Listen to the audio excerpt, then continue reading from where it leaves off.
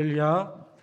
오늘 함께 예배하는 우리 모든 이들 위해 하나님의 놀라운 은혜와 또 평강과 축복이 가득하기를 간절히 축원합니다.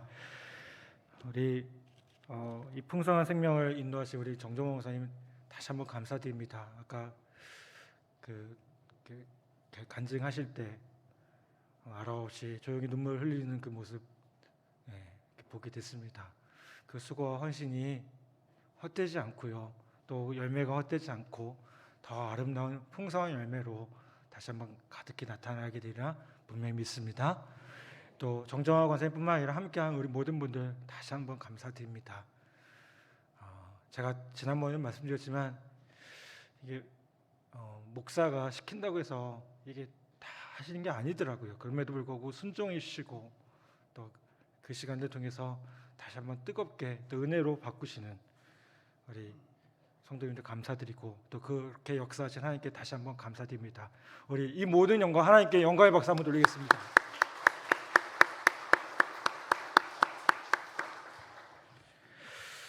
저는 비전의 인생을 산 가장 대표적인 사람이 계속해서 우리가 함께 나누고 있는 이 요셉이라고 생각합니다. 요셉은 어렸을 때 하나님의 계시를 통해서 꿈을 갖게 됩니다. 그리고 자기의 인생이 앞으로 어떻게 될 것인가를 어느 정도 알고 있었습니다. 그리고 그 꿈을 바라보며 살아갔습니다. 앞일을 미리 바라보고 그 일을 꿈으로 자기 속에서 품고 또 역경 속에서도 그 미래를 바라보며 흔들림 없이 걸어갔던 사람, 요셉의 인생을 가리켜서 우리는 비전의 인생이라고 말할 수 있다는 겁니다. 저는 어떤 의미에서 우리 모든 그리스도인들이 바로 이 비전의 사람으로 살아야 된다라고 생각을 합니다. 정확하게 내가 어떤 직업을 갖게 될 것인지, 언제 죽을 것인지, 자식들은 어떻게 될 것인지 이런 것은 잘 모르지만 우리는 인생의 큰 틀에서 미래를 알고 있는 사람들입니다. 제일 중요한 게 뭘까요? 우리는 죽으면 반드시 어디 갑니까? 왜 확신이 없어요? 어디 갑니까? 천국 갑니다. 이거 모르면 큰일입니다. 그리고 궁극적으로요, 하나님과 함께 영원히 거하며 그분을 경배하며 살 것을 우리는 확실히 알아야 됩니다. 또 여러분, 하루하루 정확하게 어떤 사건이 일어날지 모른다고 할지라도요, 주님이 우리의 선한 목자가 되어 주셔서 어떤 사건이 일어나든 결국은 합력하여 선을 이루시는 것을 우리는 알고 있고 또 확신할 수 있어야 된다는 겁니다. 오늘 본문 말씀을 통해서 우리는 비전의 인생을 살기 위해 어떻게 살아야 하는지 그 답을 요셉을 통해서 배우고자 합니다. 먼저 인생에는요, 빛과 그림자와 함께 증언하는 삶을 살아야 함을 보게 돼요. 여러분, 인생에는요, 빛만 있는 것이 아닙니다. 그림자도 있어요. 우리는 그 빛에 대해서도 말할 수 있어야 되고요, 그림자에 대해서도 말할 수 있어야 된다는 거예요. 창세기 40장에 보면 요셉이 감옥에 들어가게 됩니다. 그리고 거기서 두 장관을 만납니다. 한 사람은 술 맡은 관원장, 또 한 사람은 떡 맡은 관원장을 만납니다. 술 장관, 떡 장관을 만나게 됩니다. 이게 뭐 대단한 일인가 이렇게 생각할지도 모르겠어요. 근데 우리가 술 장관, 떡 장관을 우습게 보면 안 됩니다. 왜요? 고대 왕이나 독재자들은 가장 두려워하는 게 뭘까요? 독살. 자기 목숨을 잃을 것을 두려워했어요. 그래서 자기가 먹는 술이나 떡에 음식에 독이 들어갈까 봐 제일 신이 많은 사람들에게 술과 떡을 맡긴 거예요. 그들은 술을 들여오고 떡을 진상할 뿐만 아니라 술과 떡을 왕 앞에 갖다 바치고 왕과 더불어서 자연스럽게 뭘 얘기할까요? 국사를 논하는 거예요. 왕과 함께. 일종의 뭐와 같은 사람일까요? 비서실장 같은 역할을 한 분들입니다. 아주 중요한 직분입니다.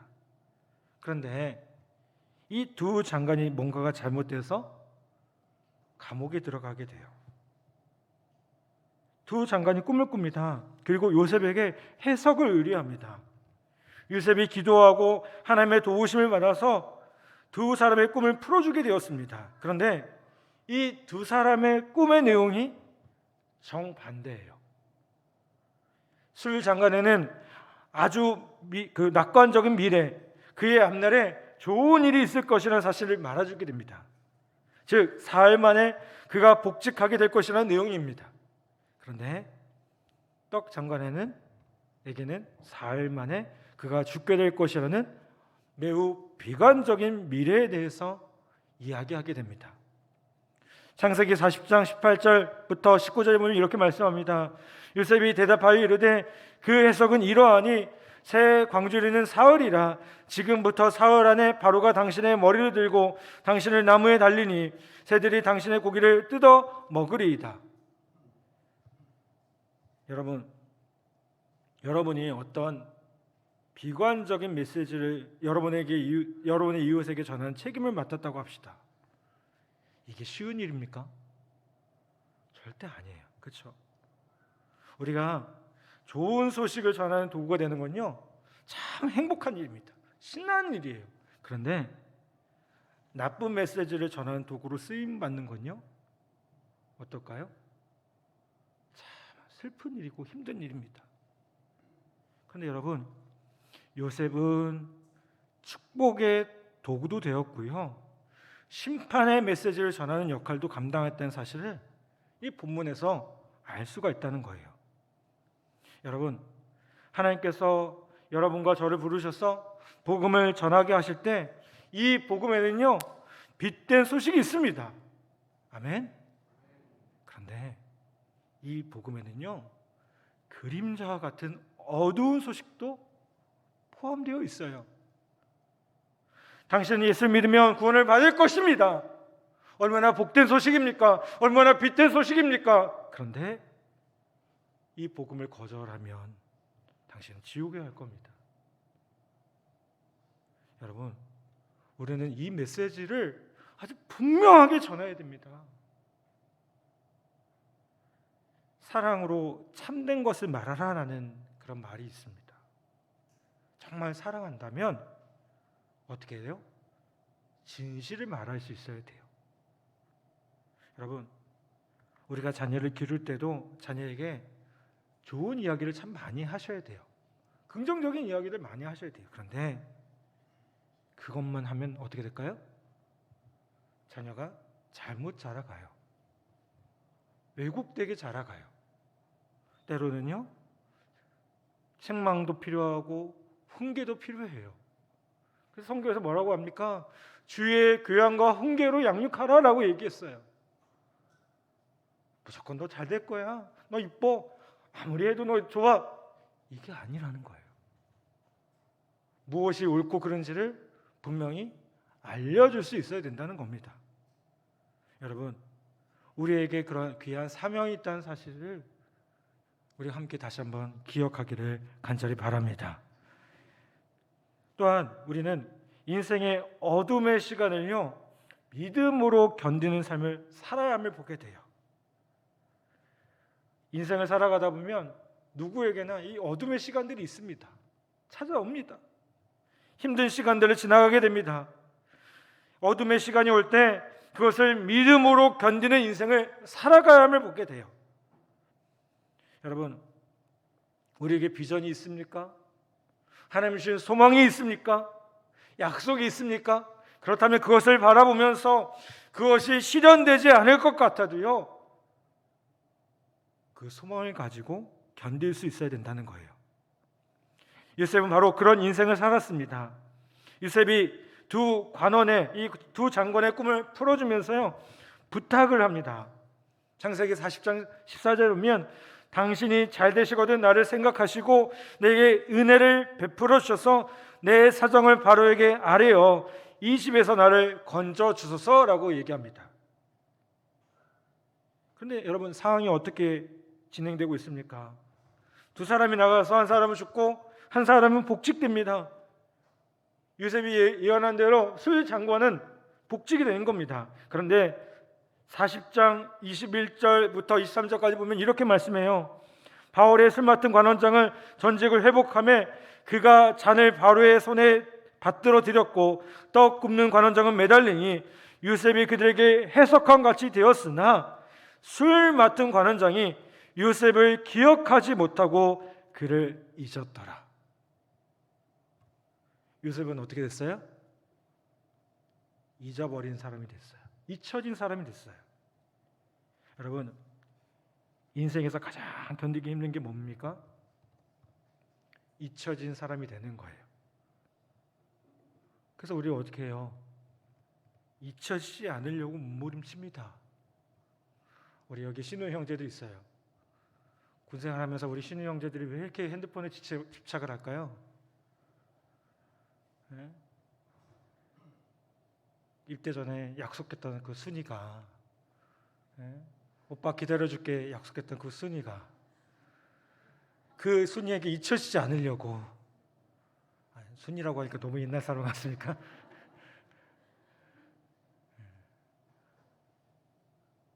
하여튼 잊혀지지 않으려고 몸부림치는 거예요. 그런 말 있잖아요. Out of sight, out of mind. 눈에서 멀어지면 마음도 멀어지니까 잊혀지지 않으려고 몸부림치는 거예요. 그래서 저들의 핸드폰 사랑을 우리가 인정해 줘야 됩니다. 인정해 줘야 돼요. 얼마나, 그렇죠? 사람들이 제일 두려워하는 게 바로 잊혀지는 거 아니겠습니까? 요셉이 얼마 동안 잊혀졌겠습니까? 창세기 41장 2절에 보면 이렇게 얘기해요. 만 2년 후에 바로가 꿈을 꾼즉 자기가 나일 강가에 있는데 라고 얘기해요. 요셉은요 2년 동안 잊혀진 채 살았어요. 감옥에서. 그런데 놀라운 사실은 뭡니까?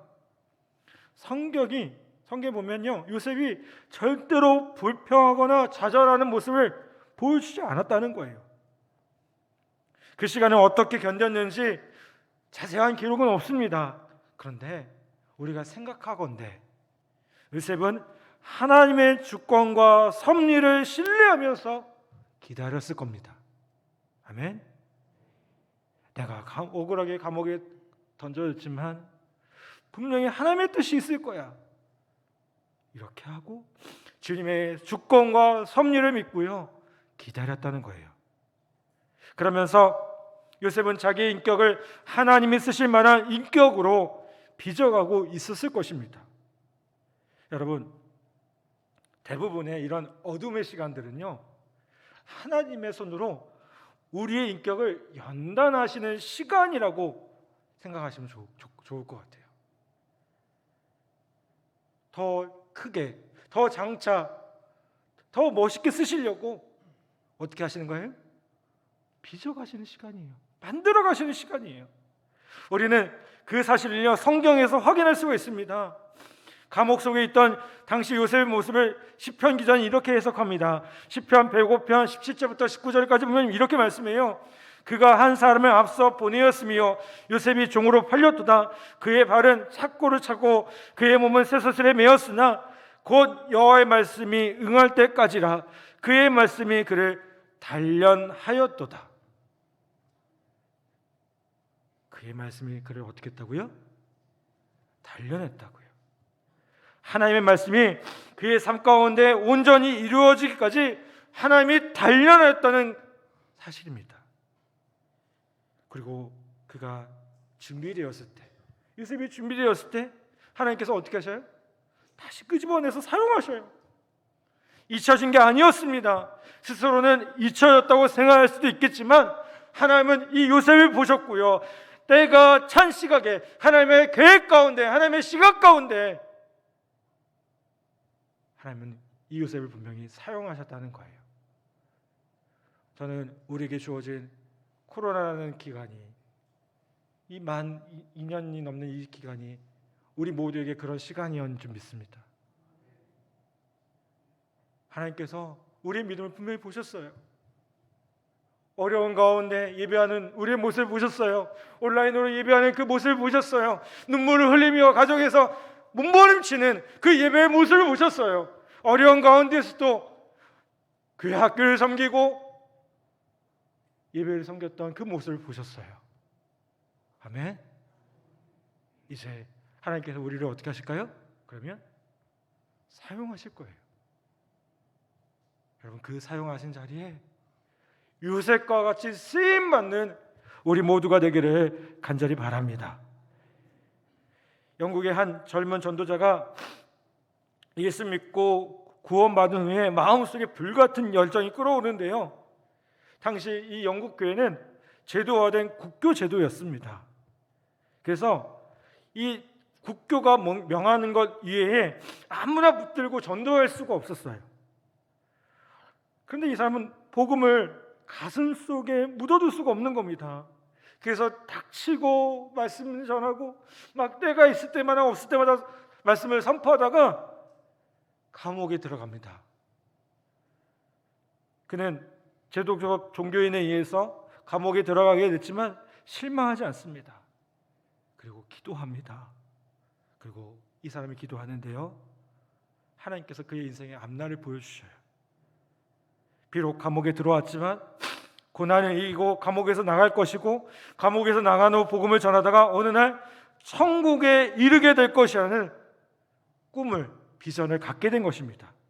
그리고 천국에 들어가는 자기 모습을 보면서 한 사람이 예수 믿고 고난의 과정을 통과한 후에 천국에 들어가는 이 놀라운 드라마를 책으로 써야겠다라고 생각을 해요. 그래서 이 젊은 전도자가 책을 쓰기 시작합니다. 책을 완성하고요, 감옥에서 나왔는데 이 젊은 전도자는 세계적인 작가가 되어 있었어요.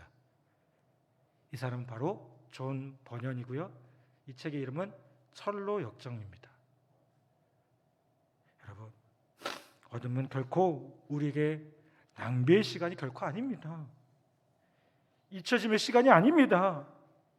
여러분, 그 시간 속에서도 소망을 갖고 비전을 잃지 않는 자에게는 마침내 하나님의 놀라운 축복의 도구가 될 수 있다는 것을 우리가 다시 한번 기억하기를 간절히 바랍니다.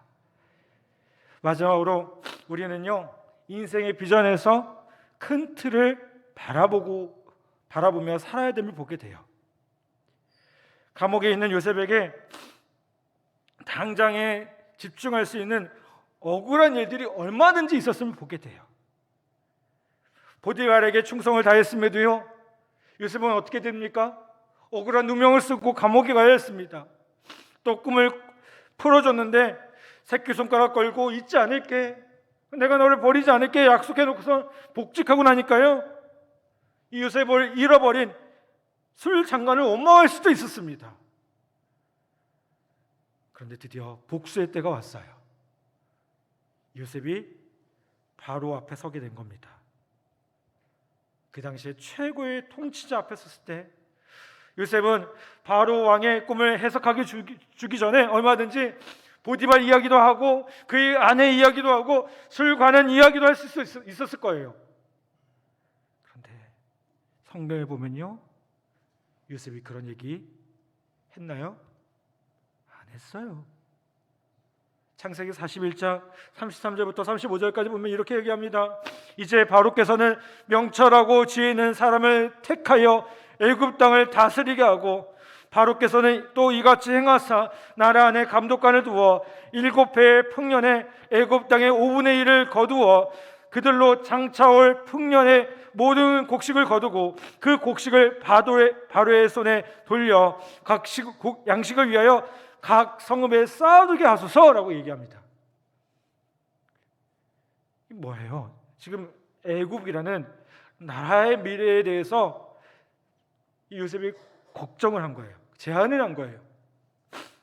풍년의 때에 곡식을 쌓아두어 흉년과 역경의 때를 준비하면 된다고 한 나라의 미래에 대한 비전을 제시하고 있어요. 저 보디발이요, 그 아내요, 저 술장관이요, 나한테 이렇게 했어요. 우리 얼마든지 그렇게 할 수 있잖아요. 안 했어요. 안 하고요. 뭐만 생각했어요? 그 나라를 생각했어요. 그러니까 바로가 어떻게 해요? 그러면 그거 너가 해. 너가 얘기한 대로 너가 해. 그래서 요셉이 어떻게 했어요? 애굽의 총리가 된 거 아니겠습니까? 여러분, 요셉은 민족을 향한 한 나라를 향한 비전에 집중했습니다. 억울하면 다 어떻게 했어요? 하나님께 맡겼습니다. 하나님이 요셉의 억울함을 풀어주십니다. 그리고 이것이 우리의 신앙의 선배들이 특히나 그 십자가를 지시면서 골고대 언덕을 올라가시면서 채찍에 맞으시면서 십자가에서 그 모든 고난을 지시면서도 아무 말씀하지 않으셨다.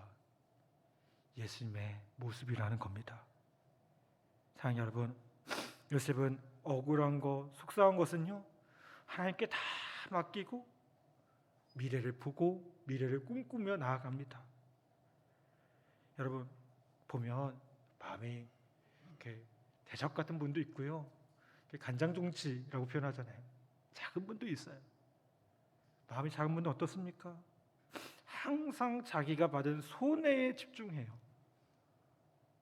그런데 요셉은요 간장종지가 아니었어요. 대적과 같았어요. 아니 바다와 같았던 것 같아요. 큰 것을 볼 수 있었고 많은 것들을 품을 수 있었습니다.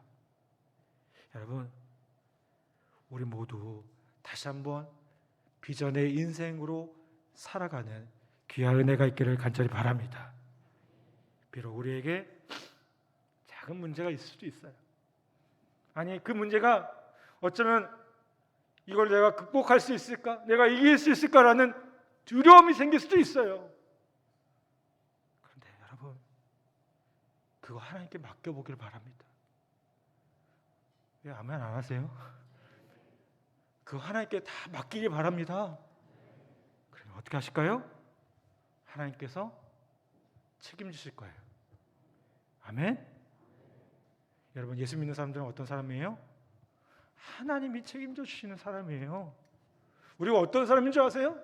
하나님께서 책임져 주신다니까요. 아멘? 이걸 뭐라고 하냐면 주책이라고 합니다. 주책. 주님이 책임져 주신다고. 옆에 분들하고 한번 인사해 볼까요? 주책이십니다.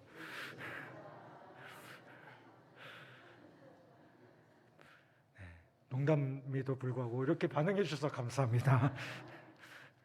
여러분, 주님이 책임져 주실 줄 분명히 믿습니다. 여러분, 그렇게 믿고 비전의 사람으로, 하나님의 사람으로 분명히 설 수 있는 우리 복된 성도들 다 되기를 주님의 이름으로 간절히 축원합니다.